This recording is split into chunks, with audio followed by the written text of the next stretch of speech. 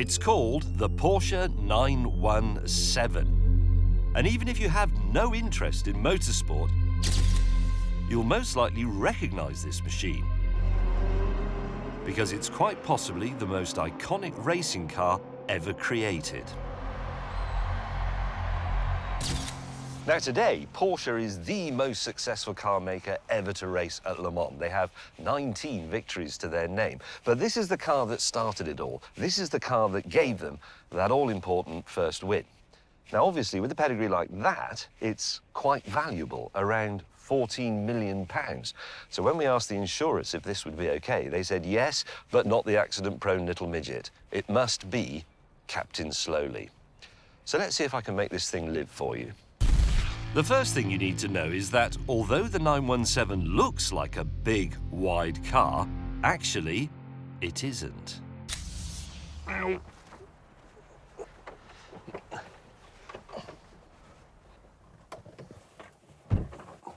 I'm in. God, it's tiny.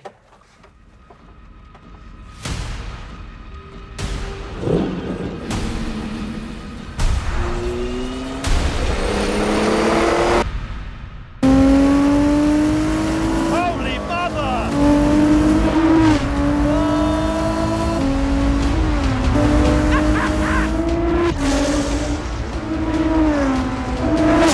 The bracket is just astonishing. Imagine this for a 24-hour race. Even though it's a 50-year-old car, the 917 is fast by the standards of any decade. 0 to 60, 2.7 seconds. Top speed, 224 miles an hour. And it was built without compromise, using the absolute bare minimum of materials. So, for example, this bodywork, which is very close to my head, it's fiberglass, 1.2 millimeters thick. That's it. Now, in front of me, I have a big rev counter, an oil temperature gauge, and an oil pressure gauge. That's all the information you get. If those are reading correctly, that means the engine isn't going to blow up, and that means you can pin it. Gee! It's the world's fastest canoe! The 5-litre 12-cylinder engine produces 621 horsepower, which is modest by the standards of today's road-going hypercars. But this thing weighs just 800 kilograms. As a result, the power to weight is off the scale! Bloody hell, this is special. I'm amazed Porsche let me drive it at all. I mean, they didn't give me any training. They just put me in and said, pulls this and turns that, and you'll be fine. What's more amazing than that, actually, is that this car exists at all, because its gestation was, let's say, it was quite difficult. The story of its birth starts in 1968, when the governing body for sports car racing, alarmed that the top-end unregulated prototype cars were becoming too fast, too expensive and too dangerous, decreed that such machines should have engines no larger than 3 litres. However, the governing body also said that if you could build 25 road-going versions of your racing car, that engine limit would be raised to 5 litres. Although secretly they knew that no small sports car manufacturer could actually afford to do that. They didn't think there'd be any takers. What they hadn't reckoned on was Porsche's head of motorsport, Ferdinand Piëch. Back then, Porsche was a tiny, cash-starved outfit, nothing like the prosperous company we know today. But Piëch was so consumed with scoring an outright win at Le Mans that he decided he was going to build those 25 cars, even though the next Le Mans was only a few months away. So everybody, and I do mean everybody, the accountants, managers, office juniors, secretaries, they were all hauled away from their desks to go down to the production line and work on getting those cars ready. They actually became known as the secretary cars. the ragtag Porsche team just made the deadline, and the motorsport inspectors gave the road cars the sign-off, presumably not inspecting them too closely, or they would have noticed that most of them had truck axles. With the green light given for Porsche to enter the Le Mans race, Pierre got to work getting some cars ready in time. Now, on the plus side, they were blindingly fast. One car clocked 238 on the Mulsanne straight.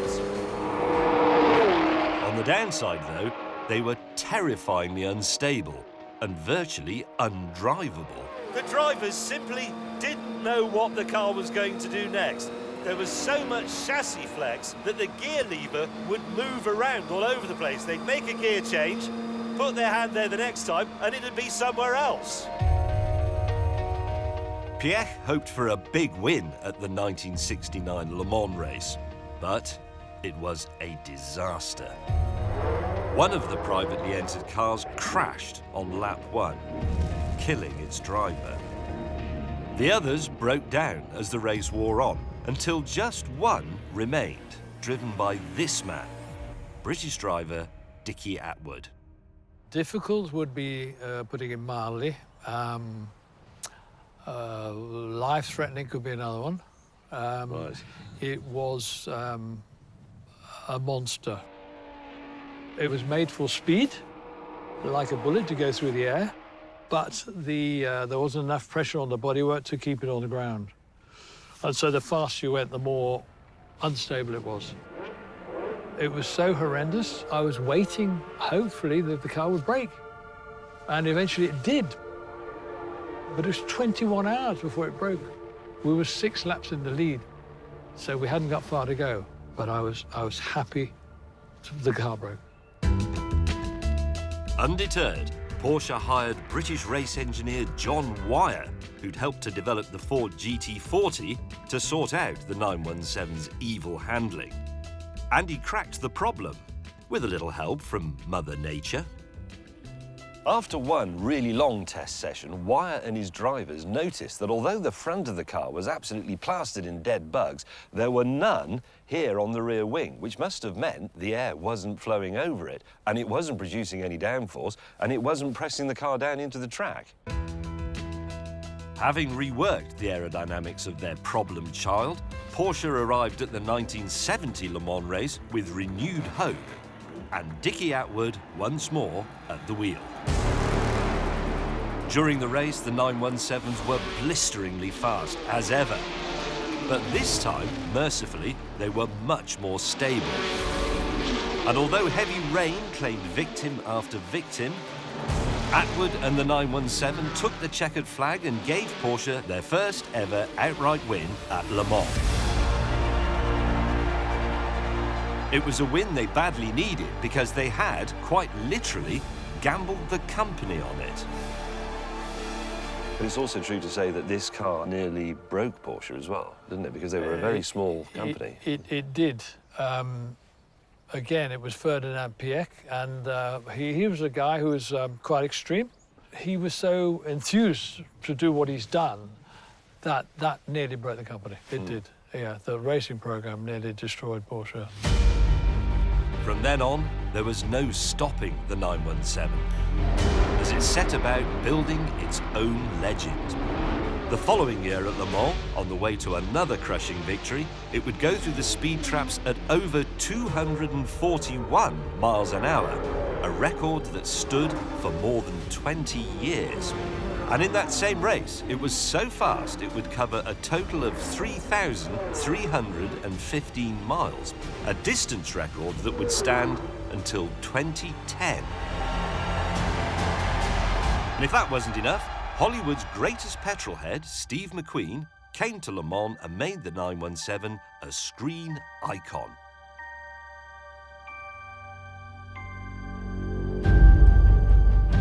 And now, since the legend is celebrating its 50th birthday, I think it deserves a fun day out.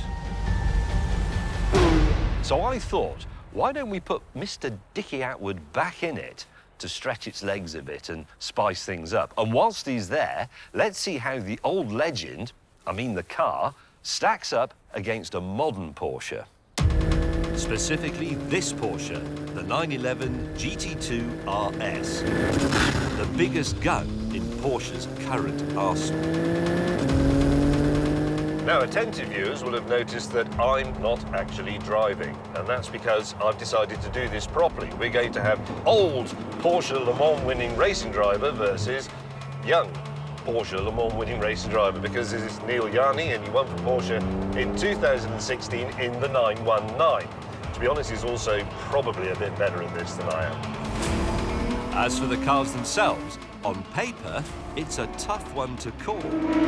We have 700 horsepower in here, 621 horsepower in the 917. But the 917 weighs just 800 kilograms. This weighs 1,830 kilograms. It's over a ton heavier. But then again, we've got modern tyres and we've got modern brakes and we have a modern gearbox with paddles. So, I mean, God knows. Let's find out. What I hadn't considered in my comparisons was Dickie. Whoa, cheeky. Look how bloody fast he's going. The man's a lunatic, he's 78. He's going quick, huh? Carrying a massive amount of speed into the corner. Here we go. Have it!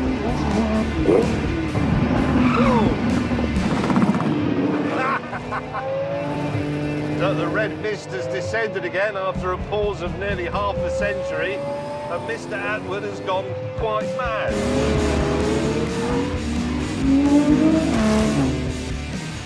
Oh yes, this could be it. Yes! Oh no! Oh, he's had you! Well, you can't quite outbrake him because he's too heavy.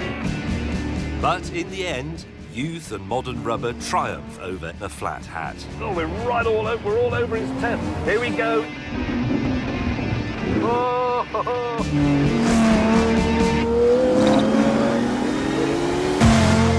Yes. Nicely done, sir. Lucky, I can keep my job. Yeah, I think you can keep your job.